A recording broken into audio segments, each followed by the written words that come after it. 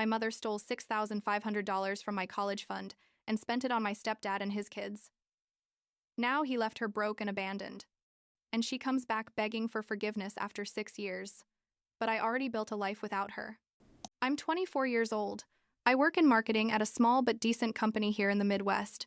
And honestly, I need to get this story out because for years I kept it to myself thinking that maybe I was the bad guy.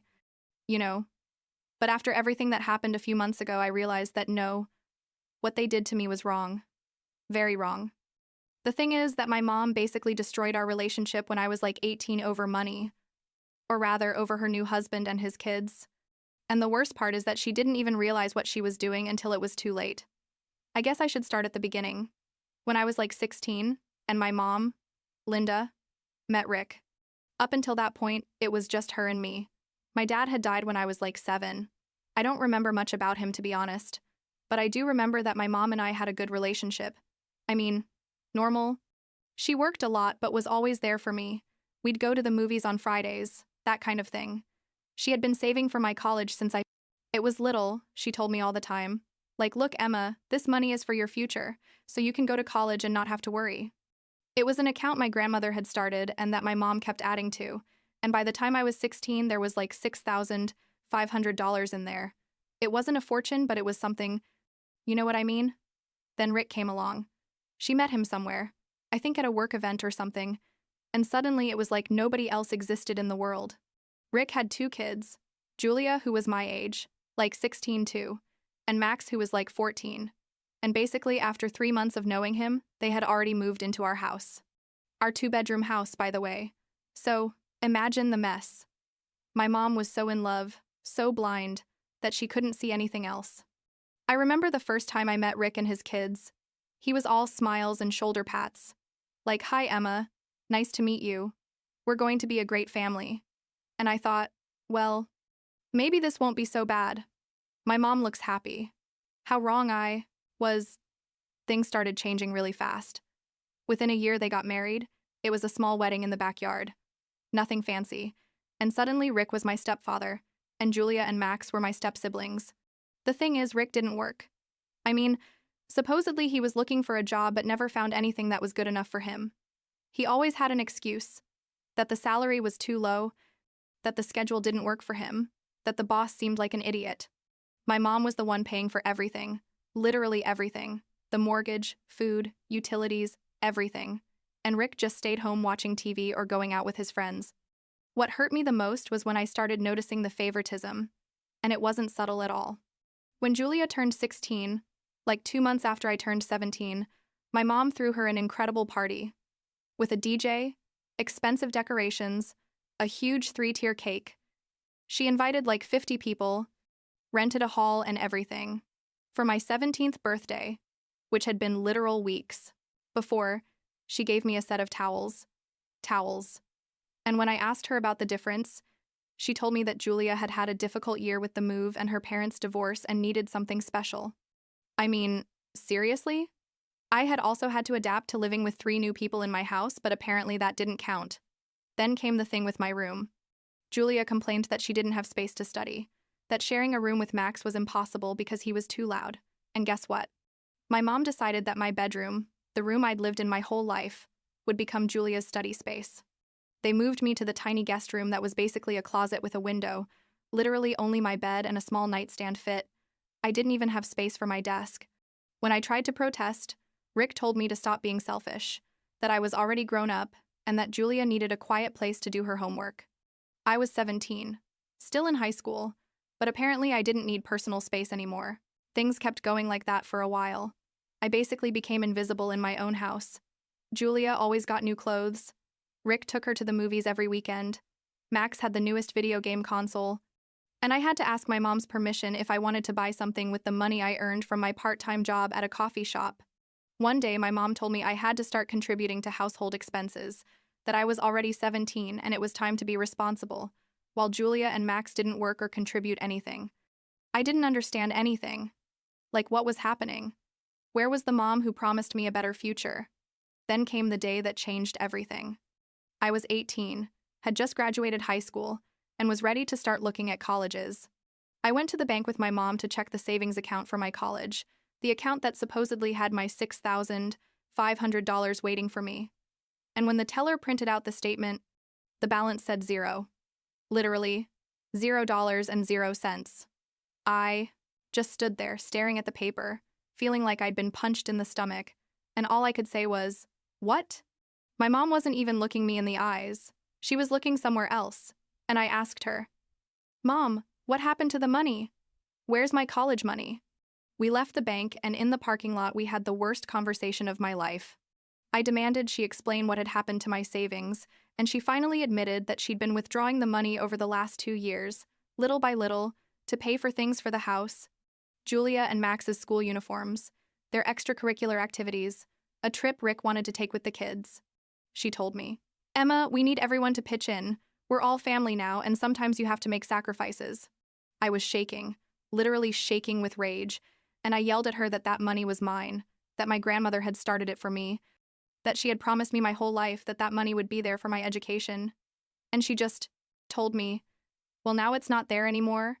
You're going to have to look for scholarships or student loans like everyone else." I felt so betrayed, so stupid for having trusted her. I asked her if Rick knew she'd taken my money, and she got all defensive, saying Rick had nothing to do with it, that she'd made the decision alone. But I knew it was a lie. I'd heard conversations between them about money, about how Julia needed this or Max needed that. I told her I was leaving the house, that I couldn't be there one more second, and she told me I was being dramatic, that where was I going to go, that I didn't have money or anything. And that hurt more than anything. Like she didn't even try to stop me or really apologize. She just told me I was overreacting. I called my cousin Sarah. She's like 10 years older than me and was always like my big sister. And I told her everything, crying over the phone. Sarah got furious, came to pick me up that same afternoon, helped me pack my things in trash bags because I didn't even have decent suitcases, and took me to her apartment. Rick didn't even come out of his room when I left, and my mom just stood there at the door with her arms crossed, watching me pack like I was the bad guy. Julia was in the living room with a little smile, like finally you're leaving, and Max didn't even look at me. I left there and swore I'd never go back. The next few years were the hardest of my life, but also the ones that made me who I am now, I guess. Sarah let me stay at her apartment without paying rent for the first 6 months. She only asked me to help with food and to keep my space clean. I started working full-time at the coffee shop, then got a second part-time job at a clothing store, and basically I was working like 70 hours a week. I slept like 4 or 5 hours a day, had no social life. All my money went to savings because I was determined to go to college somehow. Meanwhile, my mom tried to contact me a couple of times, but I didn't answer her.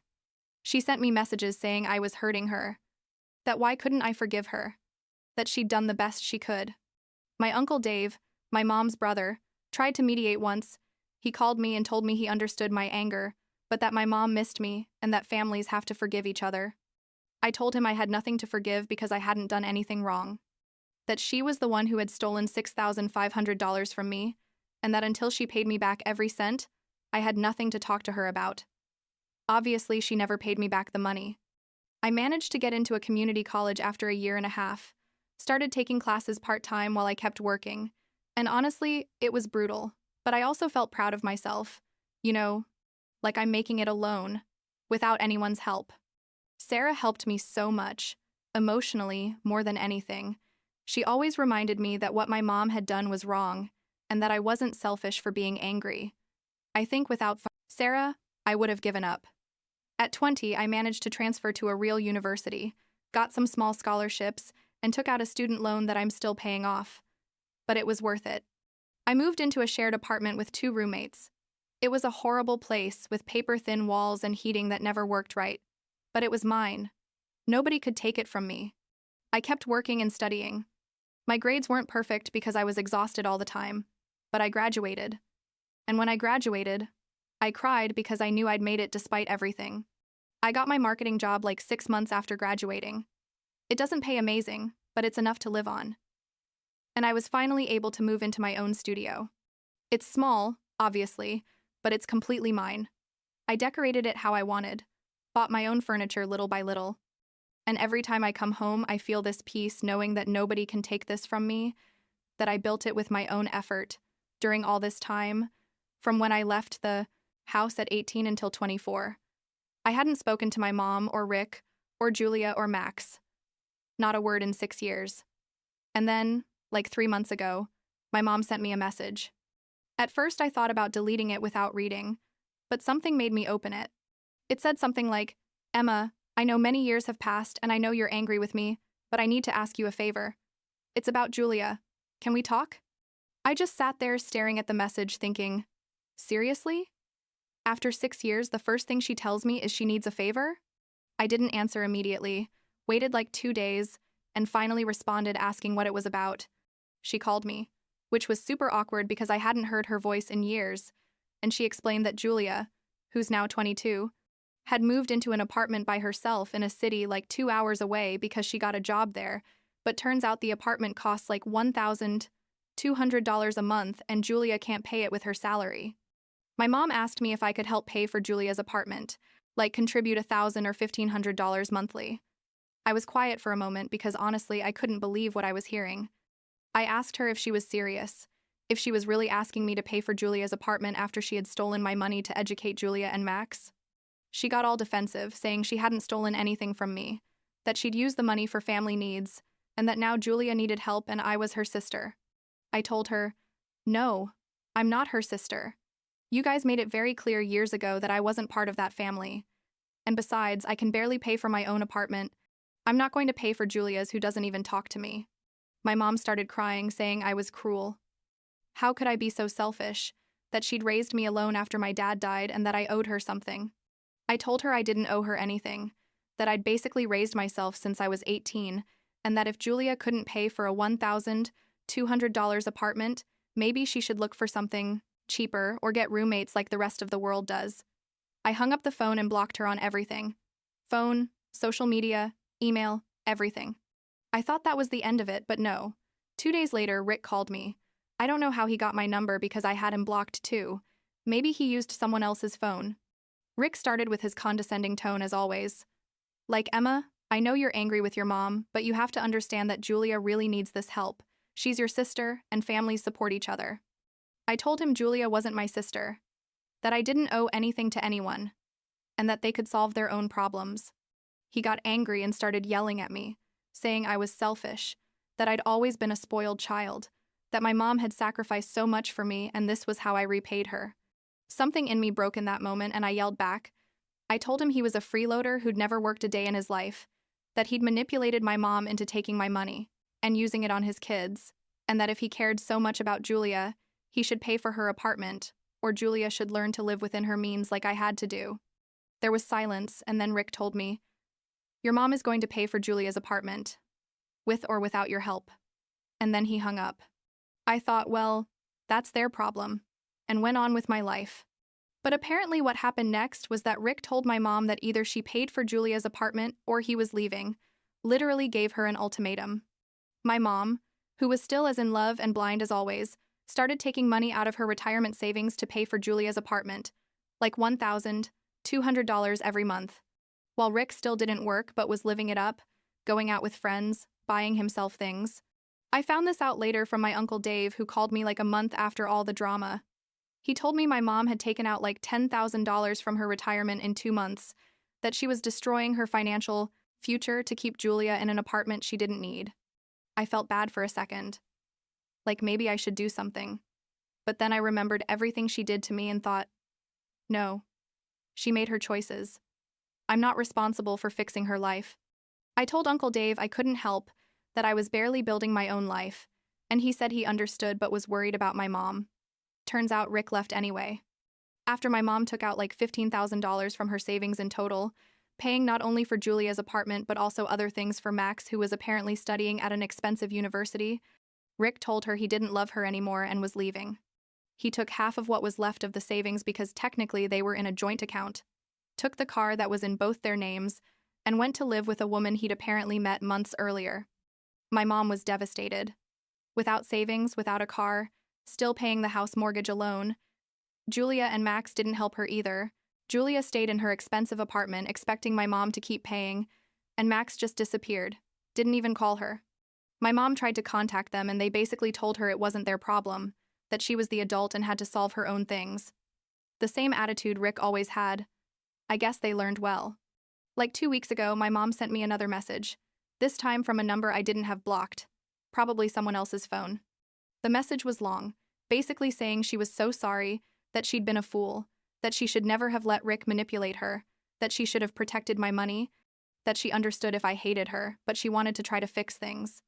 I read it and reread it like 10 times, not knowing what to feel. Part of me wanted to yell at her that it was too late, that she'd destroyed our relationship for a man who didn't even really love her, but another part of me just felt pity. I decided to see her. I don't know why. Maybe because I needed closure or something. We met at a neutral cafe, one that didn't have memories for either of us.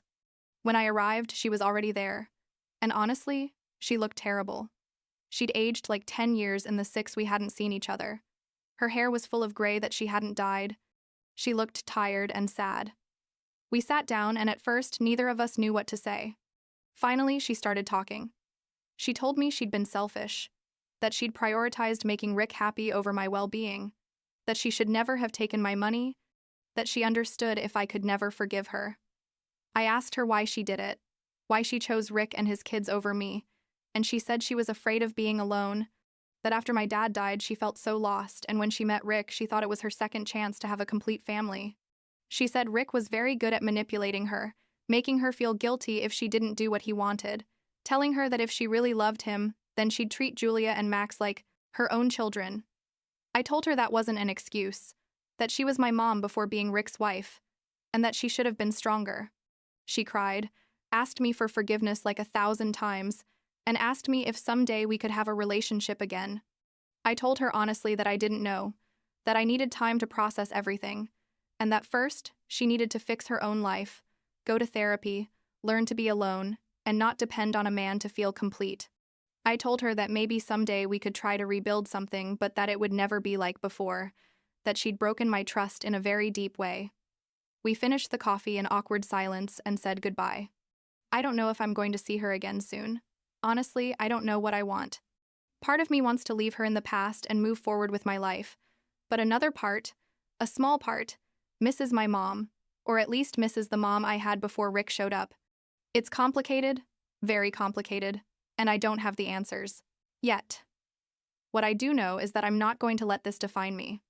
I built a life for myself without anyone's help. I have a good job, an apartment I love, friends who really support me, and that's enough for now.